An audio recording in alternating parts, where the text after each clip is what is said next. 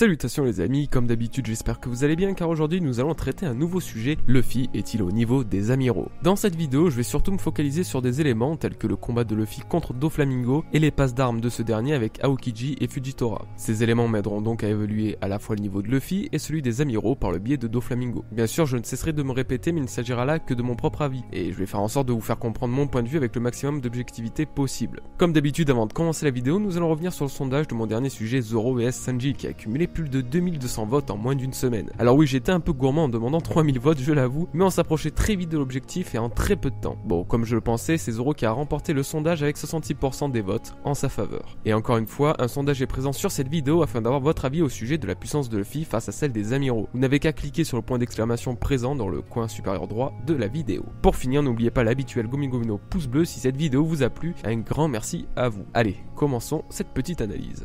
Les amiraux font partie des ennemis naturels de Luffy, ainsi que de tout pirate voguant sur les mers. Considérés comme les trois plus grandes puissances du gouvernement d'après Robin, ce sont les personnes mobilisées en cas d'incident majeur, tels que la guerre de Marineford, un Buster Call ou bien un trouble quelconque incluant un Shichibukai. Évidemment, quand on évoque les futurs combats de Luffy, ces fameux amiraux reviennent souvent en tête du sujet. Mais Luffy, actuellement, est-il vraiment de taille à lutter contre eux, du moins contre l'un d'entre eux? Comme expliqué en début de vidéo, je vais faire en sorte de me focaliser sur le rapport de force entre Doflamingo, dernier gros adversaire en date à s'être fait battre par Luffy, et les amiraux. Ces antagonistes s'étant déjà querellés dans le manga, nous pouvons donc nous faire une idée approximative de leur niveau respectif. Nous retrouvons en premier lieu un Doflamingo contre un Aokiji. L'altercation, bien que très brève, prouve selon moi une nette supériorité d'Aokiji qui, je vous rappelle, est considéré par le gouvernement mondial comme le plus puissant des amiraux. Et si vous me dites que c'est impossible car il a été battu par Akainu, notez que c'est en grande partie à cause de la faiblesse naturelle de la glace contre la chaleur. Ce n'est pas spécialement le sujet, mais je voulais quand même préciser ce petit point important. Quoi qu'il en soit, Doflamingo n'a absolument rien pu faire contre Aokiji. Alors certes, ils ne se sont pas réellement battus, mais c'était par la volonté même de Doflamingo. Il a précisé ne pas vouloir débuter un combat contre lui car il savait pertinemment qu'il ne pouvait pas l'emporter. Et je pense qu'il a bien fait car vu la réactivité d'Aokiji ainsi que le contrôle qu'il a de son pouvoir, Doflamingo n'aurait clairement rien pu faire, aussi puissant soit-il. Focalisons-nous désormais sur les échanges de ce dernier avec Fujitora,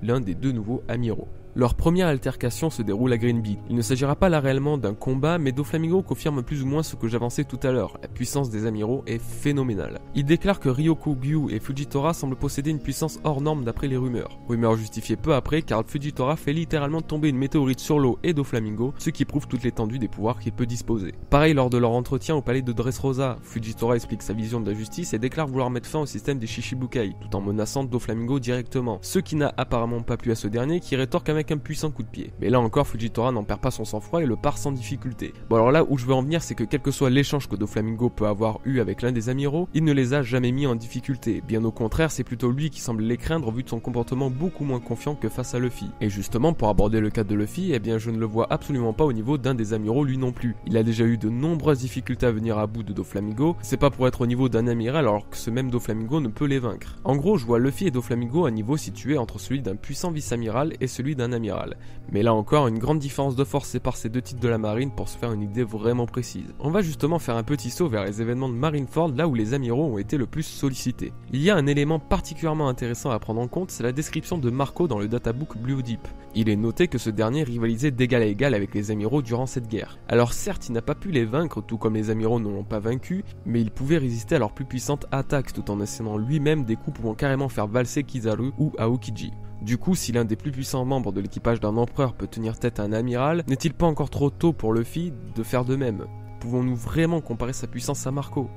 Personnellement, je pense qu'il peut rivaliser avec eux, mais clairement pas les vaincre. Et attention, quand j'y ai rivalisé, c'est dans le même esprit que son bref combat contre Fujitora. Luffy lui tient tête, mais dès que Fujitora décide d'arrêter de jouer, une simple attaque lui suffit pour l'envoyer valser et clore le combat. Après, on est d'accord pour dire que Luffy ne se battait pas sérieusement. Et dans tous les cas, ses paroles avant d'engager le combat contre Fujitora prouvent bien qu'il est déterminé à surpasser leur niveau. Cependant, ça n'enlève pas le fait qu'il est en dessous du niveau d'un amiral, qui lui-même se situe approximativement au niveau d'un top commandant de Yonkou. Avant de clore cette vidéo les amis, je voudrais faire ma petite bonne action. Je ne sais pas si vous connaissez Movember, mais il s'agit d'une association luttant pour la santé masculine. Je vous laisse le lien dans la description de l'association pour que vous puissiez la lire de vous-même. Quoi qu'il en soit, comme de nombreuses autres œuvres caritatives, un système de dons est en place pour donner un petit coup de pouce aux recherches de Movember et ainsi soutenir la cause. Ce qui est intéressant, c'est que si vous désirez faire un don actuellement, que ce soit 1 euro, 5 euros ou 10 euros, ShareFresh propose de mettre exactement la même somme. Alors ShareFresh, c'est un network de youtubeurs dans lequel je me trouve depuis quelques mois, déjà pour ceux qui donc ne le savent pas. Donc effectivement, si vous voulez faire votre bonne action, c'est le moment parfait, tous les liens se trouvent en description. Alors attention, nous ne touchons aucun bénéfice de cette campagne, loin de là, c'est juste pour soutenir une noble cause et vous avez tous les droits de ne pas vous en soucier. Cependant, sachez que si vous voulez faire un petit geste, vous pouvez le faire et grâce à ShareFresh, il prendra un peu plus important. Donc voilà, c'est tout pour moi les amis, j'espère que cette petite vidéo vous aura plu et je vous dis